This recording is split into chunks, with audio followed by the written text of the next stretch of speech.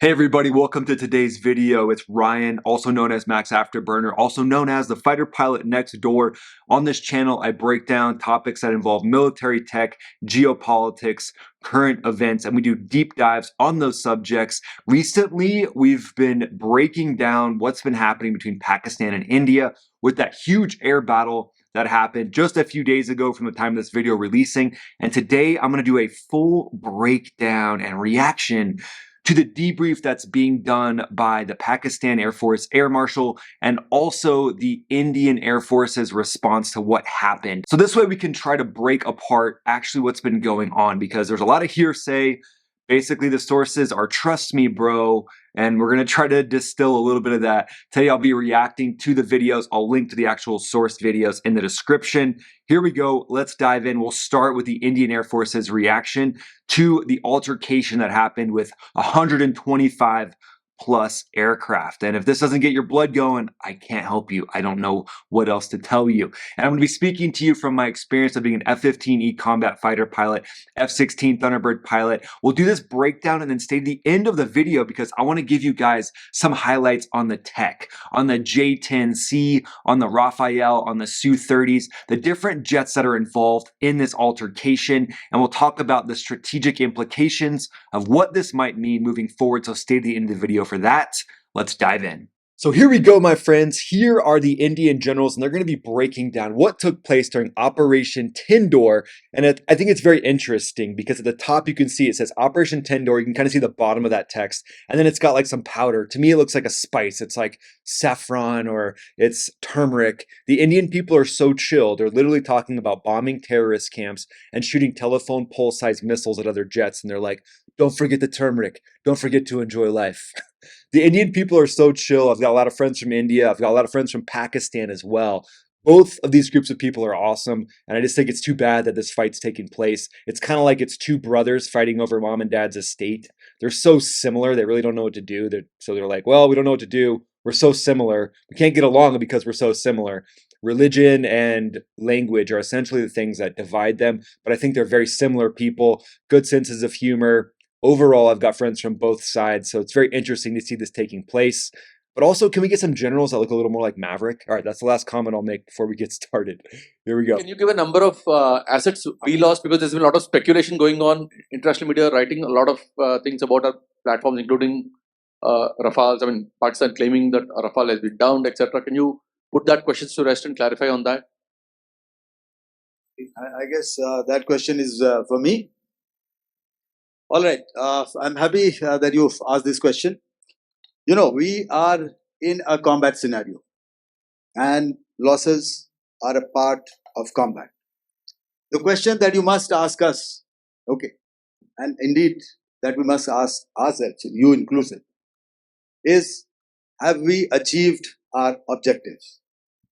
So this is a good point. However, it makes me think that potentially there was a jet shot down or maybe a jet lost, because in combat, there's a lot of things that can take down jets, especially at nighttime. You're doing defensive maneuvers. You're going into what's called a crank. We'll get to that here in a second when we hear the Pakistani Air Force general give his talk.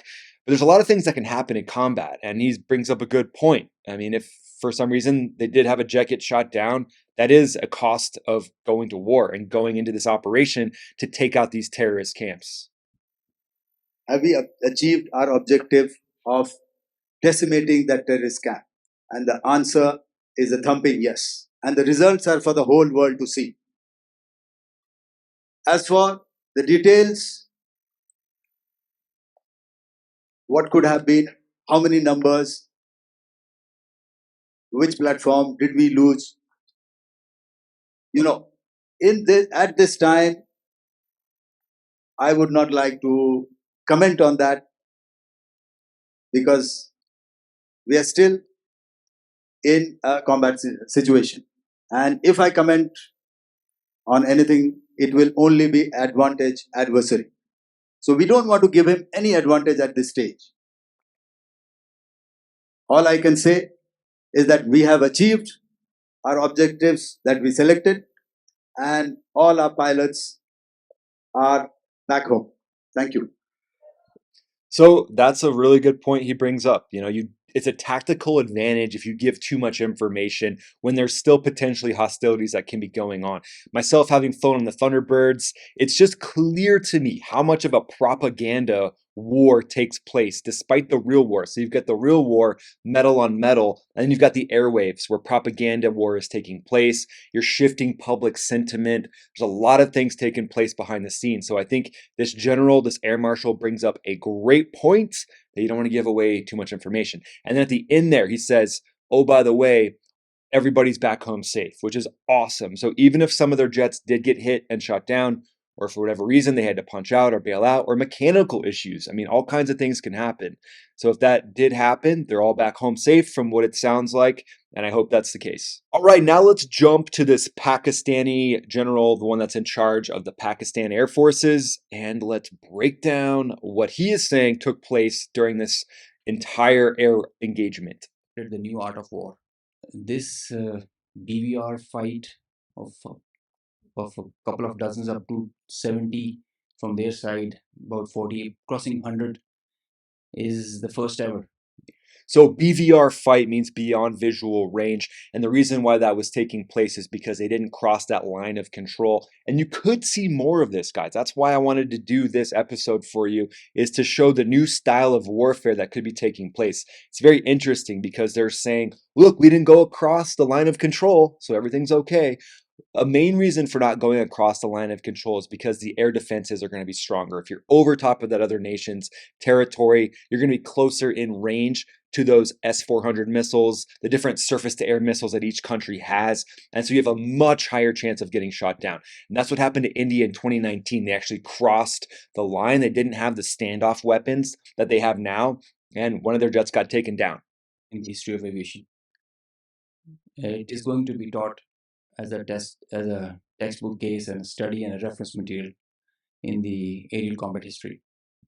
So probably correct, and I think it's a big deal. 125 jets going head to head with each other. Super cool from an aviator's perspective, a military aviator's perspective, to see this take place. This is the exact type of engagement, maybe potentially a little bit bigger than what takes place at Red Flag in the United States every quarter. Massive air battle takes place. This was actually with real AMRAAMs being shot, obviously. But this large force type exercise is what the U.S. trains for every single quarter, if not more often. And there's a Red Flag Alaska, and there's a Red Flag Nevada. I will I will distill some tactical details for you because they impact on the larger strategy, and run through very quickly so as to bring you all up to speed on what happened and how did it happen. This is Okay, so you got the reconstruction of the events taking place here. You can see that line of control. It's kind of that line on that far right side right here. If I point up, it's probably like right here. And you can see that the Indians have most of their forces massed in the north and the south. And then you've got some intelligence, surveillance, and reconnaissance for Pakistan, that green dashed line. And then you've got Pakistani's fighter groups. And it looks like we're going to get a force-on-force engagement. Here we go. Indian side, this is the Pakistani side. We had some gaps in the north, center, south, and AEW just to support it. And the IF fighters started an initial build-up that was picked up from the north and the center across IB at 0010 hours. And by that time, PAF had initiated its response within 2 minutes. Okay, so there was a buildup of fighters, and then he's saying that the PAF, the Pakistani Air Forces, had a response within 2 minutes. Now, again, propaganda war, right? Propaganda victory. This is all strategic. So think CIA. Think like a CIA operative here. They're trying to say they had their jets airborne within 2 minutes, or their response was taking place within 2 minutes, depending on how fast they're going. But if he's trying to say they took off and got airborne within 2 minutes, that's just not realistic. I sat alert in F-15Es on a combat deployment, and our contract was to be on station within 15 minutes. So the jets were prepped and ready, everything was good to go, but we pretty much would get airborne within 10 minutes. That's about the contract we had, but that's with the jets being completely prepped and ready to go. So 2 minutes, I don't know. To me, it smells a little bit like trying to win the propaganda victory. By 0012, our response was activated. the IF started to get their fighters get airborne in large numbers. But by the time it has come to 12:30, we were pretty sure that this is going to be the day and the time to knock some sense into these guys once again. So he's saying by this point they thought the engagement was going to happen. Their airborne warning and detection systems are telling them, hey, this is likely going to be a large force driving towards our border. And, you got to throw in that fighter pilot bravado. I got to give him a little bit of credit, knock some sense into these guys. You talk like a trucker sometimes because that's just the fighter pilot way. So we commenced our multi-domain operations, the pride and joy and the new concept of war that we have. This is the picture that's getting jumbled up. We have huge number of IF fighters that are stacked up in azimuth and vertical all across, and the PF DCA response is in position.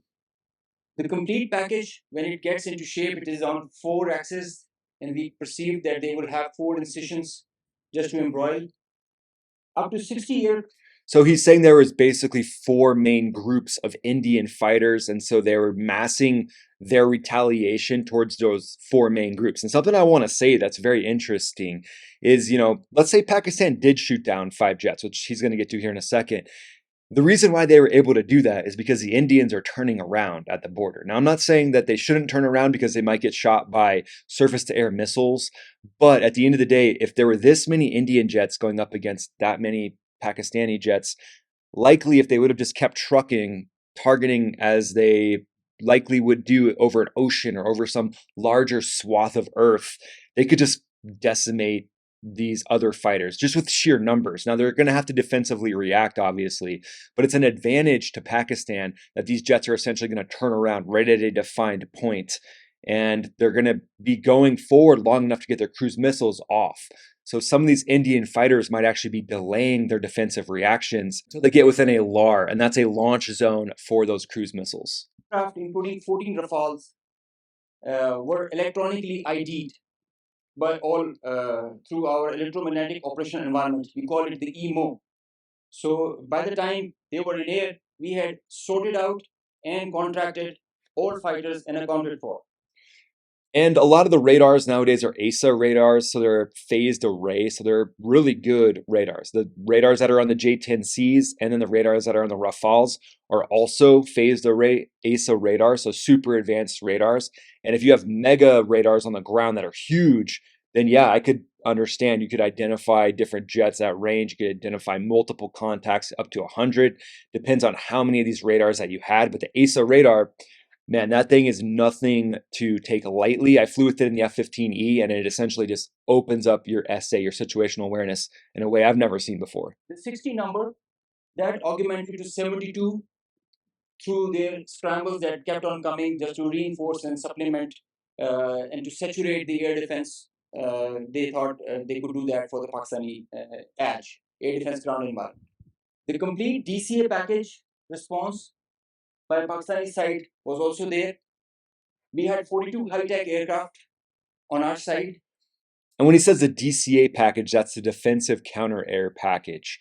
And if their jets got shot down, those defensive counter-air jets, which should be shooting down any Pakistani jets prior to them shooting at Indian jets, it depends on the range of their weapon, their primary weapon. So PL-15 being Pakistan's primary weapon, which is their long-range missile derived from China. And then R-77 would be the long-range missile for India. So really it's going to be who can shoot that first and who can shoot it and then threat react first to get away from the other person's missile. It's like a game of jousting, but you're also kind of playing chicken, like who's going to turn around first. And the strategy was to have force concentration in our selected AOR and fight at our own strength. AOR means area of responsibility. And he's saying that we want to focus on our area of responsibility and fight on our own terms. Yeah, I guess, but you kind of have to react to what you see. So as a fighter pilot, we would always say, fight what you see. So you can't really say, well, today we're going to do this on our terms because we're awesome and fighter pilots are really cool, which is, obviously true. You guys know that. You've told me that in the comments. You've told me other things in the comments before too. But fighting on your own terms, yeah, I get it. It sounds cool. But as a fighter pilot, you got to fight on the terms you see, baby. You got to fight what you see. PF fighters ensured Pakistan's air sovereignty, and because of that, we first rerouted all civilian traffic that was about to go from Lahore, Islamabad, in this area, because we thought that this is going to be the hot plate. So we wanted safety for all the civil airliners. When they had seen this kind of a strong defense on our side, uh, they resorted to launching their air-to-ground weapons while being cis frontier. So he's saying that they resorted to that while seeing their large amount of jets. I disagree. I think their plan all along was to not cross the border. So he's trying to say the enemy's stupid, we're awesome. The propaganda victory is what he's focused on winning. So I get it, but likely the strategy of the Indian Air Force was to never cross that border to begin with, because they got dirt thrown in their face in 2019 when one of their fighters crashed over on the Pakistani side and their fighter pilot was captured. It was a propaganda loss. So they wanted to avoid that this time. And they have those standoff weapons. So that's what they're made for. And I think that's what their entire strategy is based around. And as soon as they had launched the weapons, we could ID that instantly. And the chief of the air staff, as I mentioned, he was in the COC.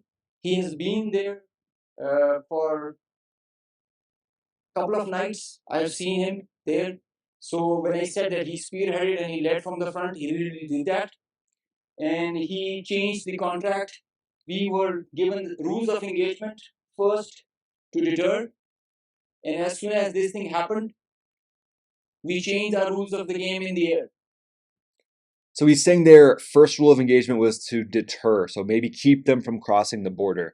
And then once they saw the cruise missiles fly, now they're changing their directive to shoot down the jets that are actually launching cruise missiles. So that's something that's typical. The ROE would usually account for self-defense or hostile act. So they would see that as a hostile act. From deter to assure kill, deny own loss. PF strategy changed. We had a plan. We thought that Indians, the last time they said that they would have Rafales and they would have created any difference. So we targeted their center of gravity in the Rafales. That's why you see good numbers for that. We would have had more numbers, but we showed restraint. Ladies and gentlemen, so he's saying they targeted the Rafales first because they were the center of gravity. So he's saying those were the main jets, likely the jets that had the longest legs, carrying potentially, from their intel study, they probably learned that the Rafales are extremely capable. And the Rafales are teamed up with extremely capable cruise missiles as well. They're kind of made for the Rafale. So maybe they're thinking to themselves, hey, just take down the Rafales because they're likely the ones to shoot more of these cruise missiles. And they have the longest range, potentially the most capable out of all the different jets that India has as well. The thing about this whole playtime was this thing lasted for more than an hour. And playtime, that's funny because that's what we call it in exercises. We call it playtime. Playtime. So that's when you begin the simulated engagement. But in this case, the sandbox, the playtime is real. So, but it's just funny that he's using that nomenclature because that is something that we would use. So obviously, this pilot has some Western training. With so many large number of aircraft, so many large number of aircraft on both sides, with so many grinds, and the flow of the BVR, the modern warfare has changed so much that So I believe he said with so many cranks or so many grinds, there's a lot of different tactics that you use basically in BVR, and to keep it unclassified here, which is obviously what I do, you shoot missiles and you turn around and you just keep doing that until you're out of missiles. And the goal is to turn around before another missile hits you. And that's called, a grind.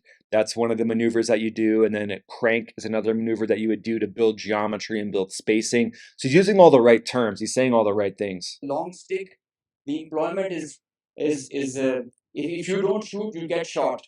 So the long stick, that means shooting your missile at the furthest distance that you possibly can with it still being successful. And if you miss that opportunity, then yeah, you're going to get shot yourself, which is true. So that is why the art was to employ them optimally. And that was a big challenge for us. That's why I said it has never happened before. These are the locations with the range bearing, electronic ID, that we think that we are told that we have shot a MiG-29. He had a little slip there. He's like, that we think that we shot down, that we're sure that. So again, this shows me a lot of this is propaganda. They likely think, there's no complete confirmation unless they had some sort of electro-optical sensors that had a camera that could see that far, which they would have just released that footage. That would have been the best footage to release. But yeah, a lot of times in combat, you don't know. Like you think you might have hit something, but just a blip goes off of your radar and you just assess it as a kill, but it could be other things as well. Was shot 8 miles from LOC, bearing 24320 nautical miles from Srinagar.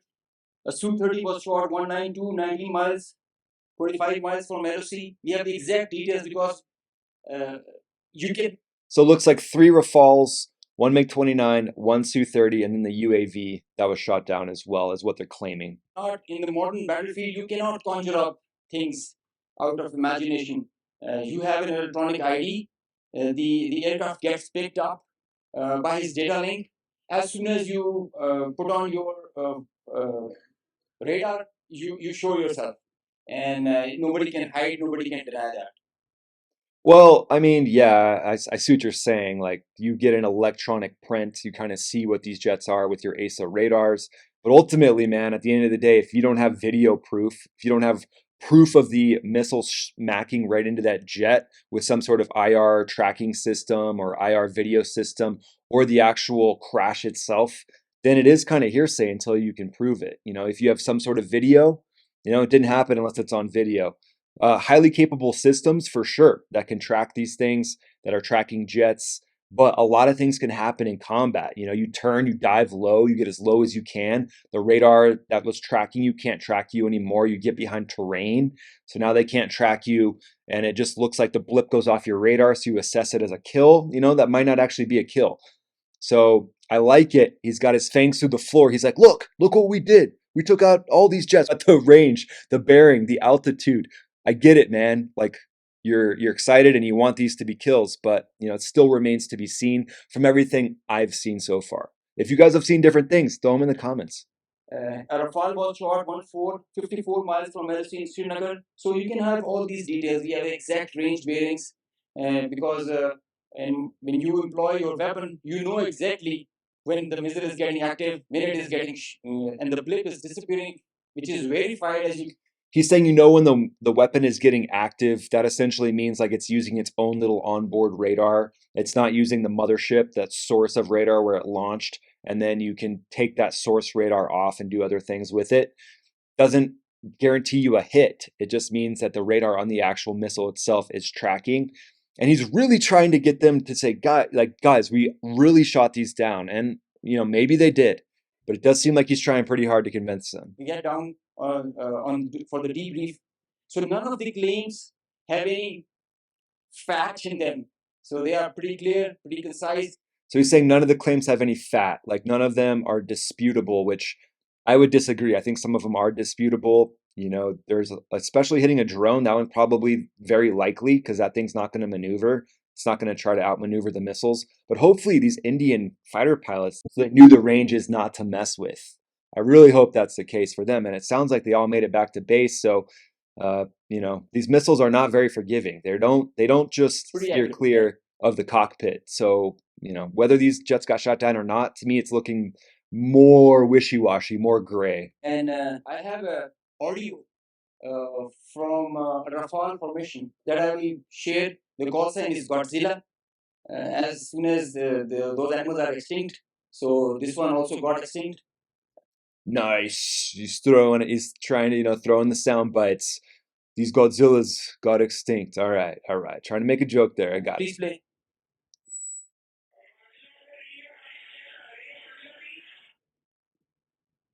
So he's asking whereabouts of his formation member.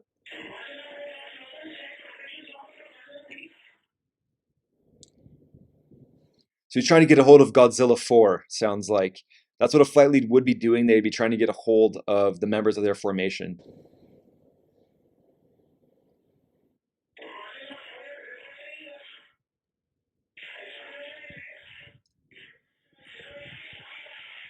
So the formation knows.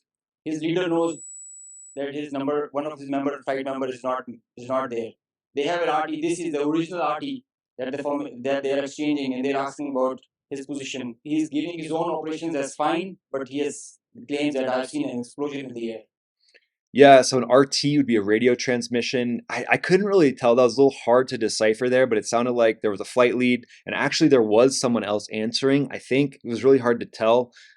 Someone saying, "What's your position?" You know, "I'm okay," but there's an explosion in the air. So explosions in the air could be a lot of things. It could be one of their own cruise missiles malfunctioning. It could be one of the missiles shot from Pakistan timing out and exploding in front of them, or losing its radar lock and exploding. Some of these missiles will, if they've lost guidance or they run out of steam, there's no more rocket fuel left, they'll explode. Like an exploding cantaloupe, just hoping that they hit something. And seeing an explosion in the air, it's gonna get your blood pumping for sure. So whether he's, you know, unable to get a hold of his number 4 flight lead, it was really hard to see if that was the case or not. So on the left side, he's saying that they're reading each other fine, and then Godzilla 3 has silence. So yeah, maybe. I mean, you know, that could have been the case. It's just kind of inconclusive. I'll share this detail. This is a long RT that we have. If you can hear one RT of one formation member, you can hear all of them in panic and in distress. So the idea was to just to prize you guys and to. So it is interesting because I would think that they would have been on secure communications using some sort of a satellite link communications within their formations. But hey, there's a chance they messed something up, or their strategy was to have a frequency that wasn't secure and one that was secure. So giving information over unsecured frequencies, you know you're going to be listened to. So we would avoid that in combat. But there would be some frequencies that were open, just because sometimes to communicate on those secure frequencies, there's a little bit of a delay, and that can be, you know, not a good thing in the heat of the moment. And then it's pretty funny. Look, at everybody here is like still asleep. But I mean, maybe they just didn't understand what was going on, or maybe they're just not big fans of air wars and fighter aviation. But there's a guy sleeping in the front row. This chick here looks super skeptical. I just think it's always funny seeing people's reactions when they hear like the nerdery of aviation. Even though this was an epic event taking place, it's still going to make some people snooze. I don't know how to help them. Share with you how complicated this was. How if this example can be taken not to do when you know that the adversary has the long stick. But I must say that it is not the equipment that matters all the time. It is the training, it is the leadership that gives you the direction and the ownership that it shows, and that's what matters. And the training, the operational competence that the whole formation has. And I hope they are slow learners, but I think they can get the drift of not doing it again.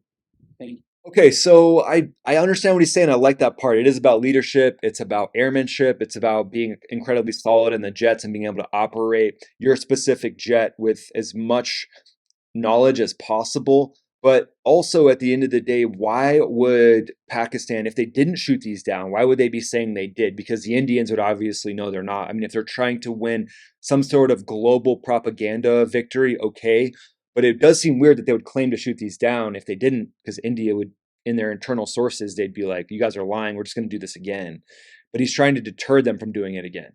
So there you go, guys. I think this is a very interesting engagement. Again, massive air war, and I'm not trying to discredit how massive of an air war this was, but at the end of the day, it was built to not cross that line of control. So this is going to be a BVR, beyond visual range matchup, and whoever's got the missile that has the most legs, which is how long it can go, and whoever can react the best and defeat the threats of the other force is going to win. So very interesting watching this take place. The J-10 was kind of the workhorse, what we heard from the Pakistan Air Force. The J-10, that Chinese derived jet, very capable jet. It's a single engine aircraft. It likely has a slightly bigger radar than what the Rafale has. And in this case, if it's a beyond visual range engagement, then who's ever got the bigger radar, who's ever got the ability to see the jets sooner is likely going to win. So both of these probably pretty similar when it comes to stealth characteristics. They're not stealth. They're relatively observable. They're not a low observable aircraft, but they're also not extremely high observable either. So very similar when when it comes to that, with I'd say the Rafale having maybe a slightly smaller radar, but both having ASA. And then it's really going to come down to the missiles that they're shooting. So with the Rafale shooting the R-77 missile, likely somewhere around a 70-mile range, maybe max. That's an unclassified number from open sources. And then you've got the PL-15 launching off the J-10, somewhere probably pretty similar. The more advanced versions of that PL-15 likely going to have like 100 nautical mile range, but it said China hasn't really exported those so far. I'm glad we could do this deep dive, guys. I'll have more of this coming to you. And then I have a video coming out that is force on force, not just the Air Force, but everything that India and Pakistan could throw at each other. So definitely check that out as that video comes out. I'll link to that in the description. Thanks so much for watching, guys. This was a long one, but I appreciate you being here. The best compliment you can give me is just dominate the like button, subscribe to the channel. Turns out only like 11.5% of people are subscribed to the channel with the millions of views. So if you would subscribe, we'd have over 1 million views in the next few months, and I could do videos like this for you essentially every day. Thanks so much for watching, guys. We'll see you in the next video. Have a great day.